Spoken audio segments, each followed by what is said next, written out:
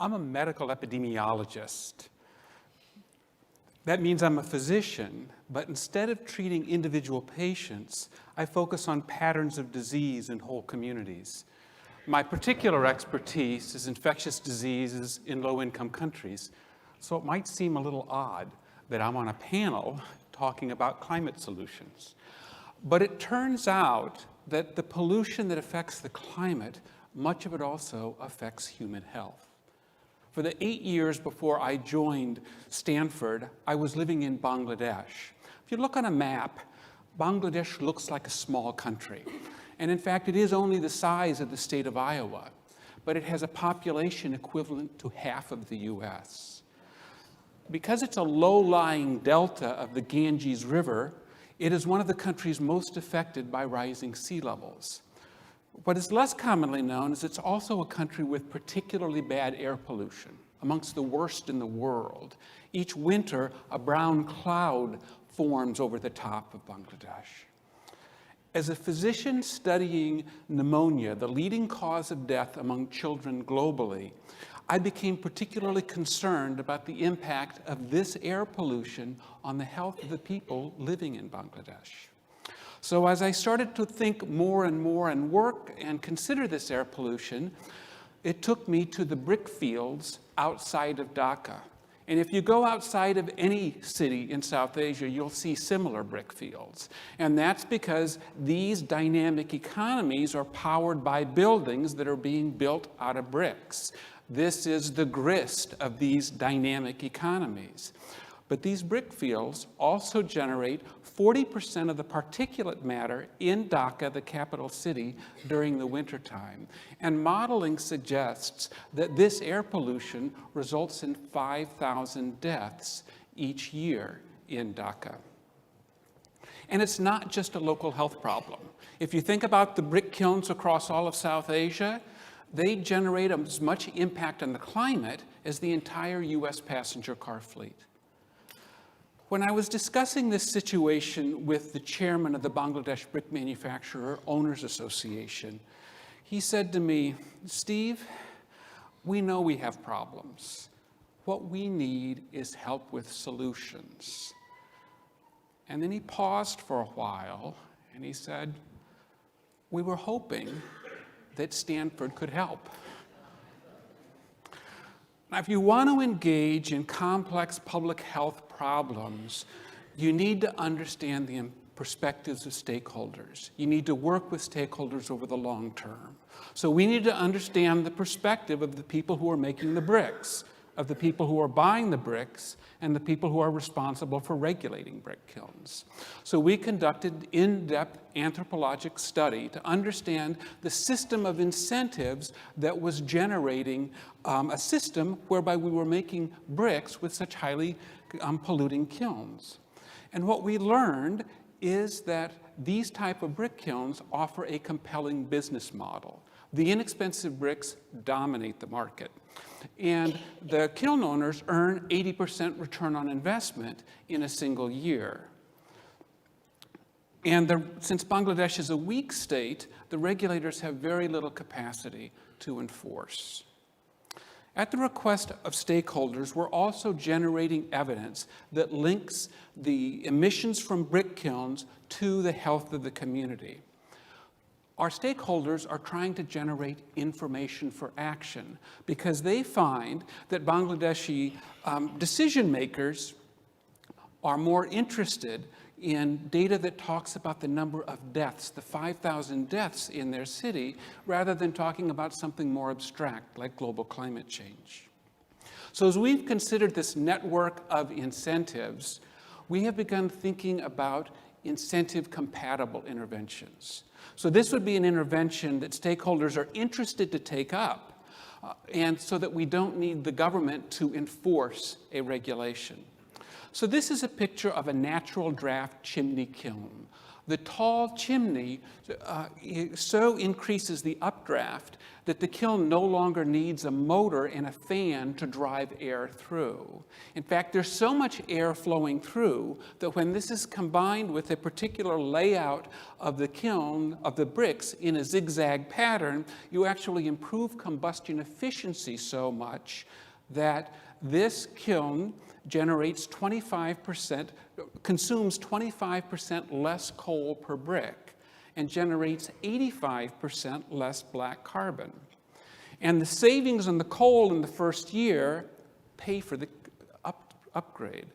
So this is an intervention that is good for climate, that is good for health, and is also good business. And so these type of efficiency improvements, these incentive-compatible interventions, we're working on a suite of these. And it's not just the technology, because we're trying to drive system uptake. And one of the barriers to system uptake is just basic information. People who want to improve brick manufacturing in Bangladesh don't have basic information about where the kilns are, what their design is, whether they're operating or not. The government has some information, but the information is inaccurate, not publicly available. So we turned to Stanford undergraduates who started as part of a course to use satellite imagery from Bangladesh and develop a machine learning algorithm to look at images that had kilns and images that did not, and create an algorithm that could predict whether there was a new kiln in a new image, and then extract the pixels that triggered that identification, and then use that to generate a GPS coordinate. Now, this is really clever, cutting-edge computer science.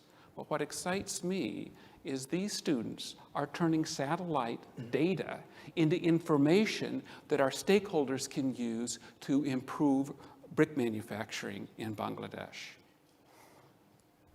And so we're now tying some of this image data to recommendations in Bengali for kiln owners of steps they can take to save coal. I'm very gratified by the collaboration between Stanford and my colleagues in Bangladesh. But I realize that the world doesn't hear very much about these types of efforts. Our news media seems to be a daily barrage of bad news that has an underlying disempowering narrative. The narrative suggests that climate change is inexorable, that the strong economic and political forces driving it will overwhelm what anyone can do. I want to offer an alternative narrative. Climate change is a human-generated problem. Humans can stop it. I joined Stanford 7 years ago because of Stanford's commitment to work with stakeholders to go into the world and work on hard problems, the types of problems that have surrounded me when I was in Bangladesh. I continue to be excited to come to Stanford every day because I engage with students who bring their enthusiasm, their interest, and their new perspectives to these problems. I can tell you from personal experience that Stanford students love to work on solutions. Now, our work on brick kilns is still incomplete. Because we're engaged in a hard problem in the world, we have made a lot of mistakes. But because we've embraced the Stanford ethos, we're also learning from each of these mistakes. I'm sure we will make mistakes in the future, but have no doubt we are making progress.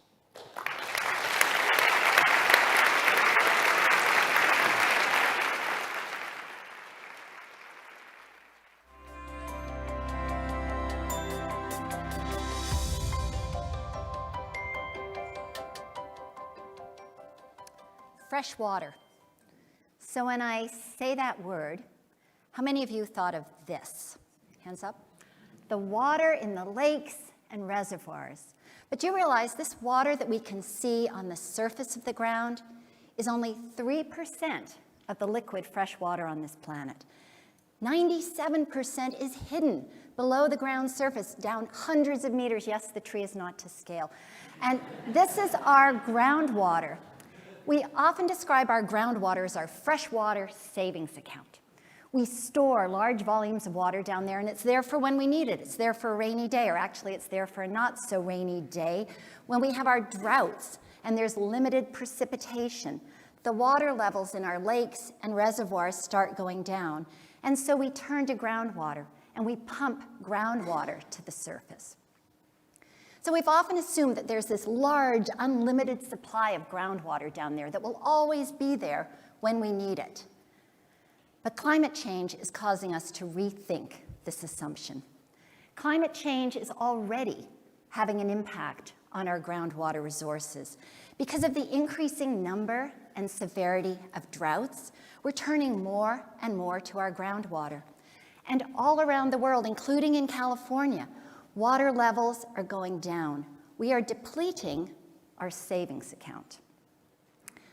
This is already happening now and is only going to get worse. And at the same time, we have a planet with a population on its way to 10 billion people. So how are we going to deal with this double whammy of climate change and people? How are we going to provide the water that 10 billion people are going to need, also recognizing this is a shared resource, and there are natural ecosystems also dependent upon this water? What are we going to do? We need new solutions. So the solution I'm working on with my students and colleagues is to provide the support needed for effective, sustainable groundwater management so that we can ensure the long-term quantity and quality of our groundwater resources. So management. So how do you manage a groundwater system down there, hidden below the ground surface? Well, you need to start by mapping out the plumbing system. So where's the sand and gravel? The sand and gravel is critical. That's where there are large volumes of water that we can pump to the surface. And very simple model of the subsurface, where's the clay? Clay also contains water, but drains very slowly. So once we get an idea of what's down there, then we have to put the ins and outs into this picture. And the outs, it's primarily us, driving wells down into that sand and gravel and pulling that water up to the surface. And it's critically important that we have some ins. So how is water getting back into this system to maintain some balance? When it rains, water gets down on the ground surface and can move through pathways down to these sand and gravel regions, and this process is called recharge. This is what replenishes, adds water back to the sand and gravel. So sustainable management, it requires a model of the groundwater system, a model that allows a manager to predict the response of the climate change and take action. So we need a sufficiently accurate model so that the predictions we make are going to be reliable. So I know what you're thinking. So she's up there with a picture, drawing circles and arrows going in and out, but what does a groundwater manager typically know about the groundwater resources in their area? Just a little bit more than this. So how do we get data about what's down there? Most information is acquired by drilling wells. And drilling wells are great. They give you a lot of information, but the problem is the information is right where you drill your well. So huge question marks as to what's happening between your well locations, or particularly below the depth of your wells. So I often compare the challenge groundwater managers face, we all face right now, in managing our groundwater resources, to the challenge doctors faced at the start of the 20th century. They had their own form of drilling wells. It was called exploratory surgery. And then along came medical imaging. And medical imaging revolutionized the approach to managing human health. My vision is that Earth imaging is going to revolutionize the approach to managing the health of our groundwater systems. Well, we can't exactly do this. But I am working with my students on a number of different Earth imaging technologies, Earth imaging systems, and exploring various ways we can use Earth imaging to study, thereby understand, and therefore manage our groundwater systems. Well, because they only gave me 8 minutes today instead of the 8 hours I asked for, I'm only going to be able to talk about one of these amazing Earth imaging systems, and it's the airborne electromagnetic system. This is a helicopter deployed system that moves this imaging instrument across the ground surface. The question we've been asking, can we use this to image the groundwater systems of California? Can we use this to see below the ground hundreds of meters to figure out what's down there? How does this system work? By mapping out the electrical resistivity of the subsurface. It's an electromagnetic method. We map out where are there conductive regions down there, where are there resistive regions down there. And then what we're working on is then transforming that geophysical property map into what's really needed. Where are the clays down there? Where's the sand and gravel down there? So we conducted a pilot study now a little over 2 years ago, working in Tulare Irrigation District, which is the yellow squares in the San Joaquin Valley in the southern part of the Central Valley. We partnered with 2 fantastic groundwater managers, Paul Hendrick and Aaron Fukuda. They needed information about their groundwater system. Could we use this Earth imaging system to get the information they need? And it was an incredible success. So you're looking at a Google Earth image, so Google Earth on the bottom. These data were all acquired below the surface. They're projected on top just to keep track of where we are. This is the electrical resistivity. We're seeing down to 500 meters, mapping out the properties of the subsurface.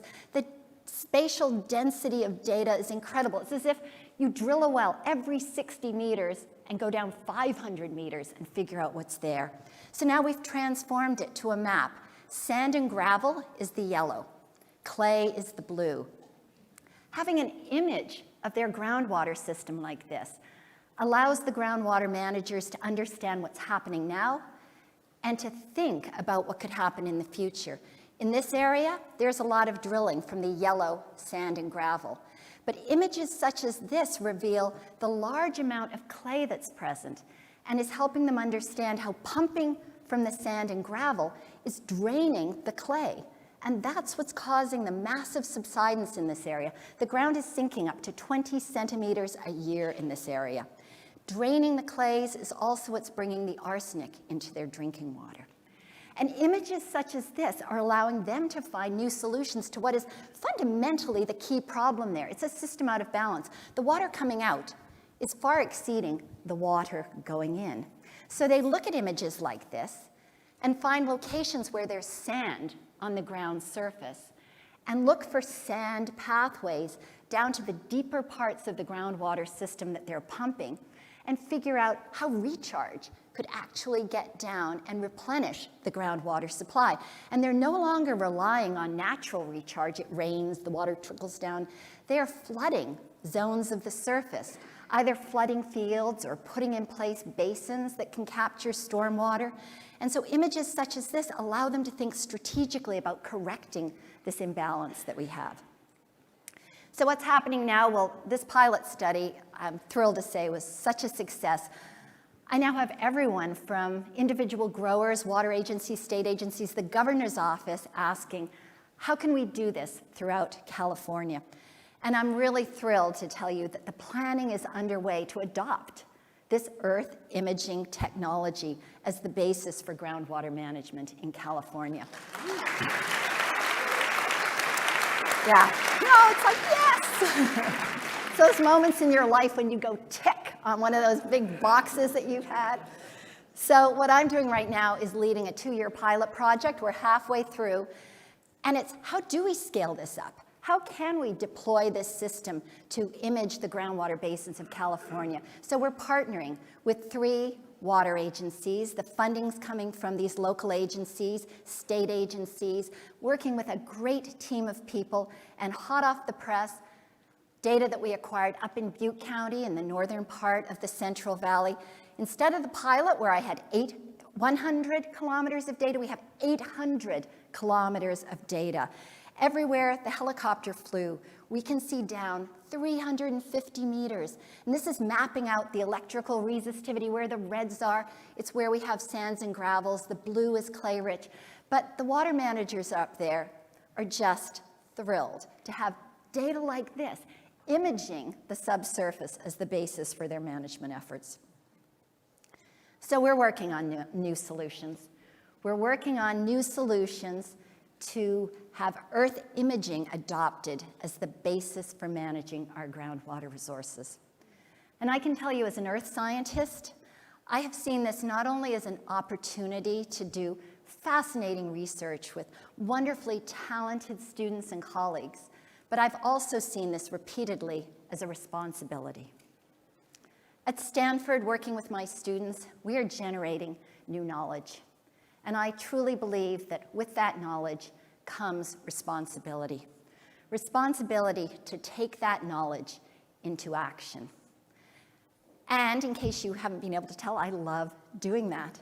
And that's the main reason I'm here at Stanford. I can't imagine any other institution where I would get the level of encouragement, the level of support that I get to go out from here, partner with water agencies, and work to find new solutions to the management of our most precious resource, our fresh water.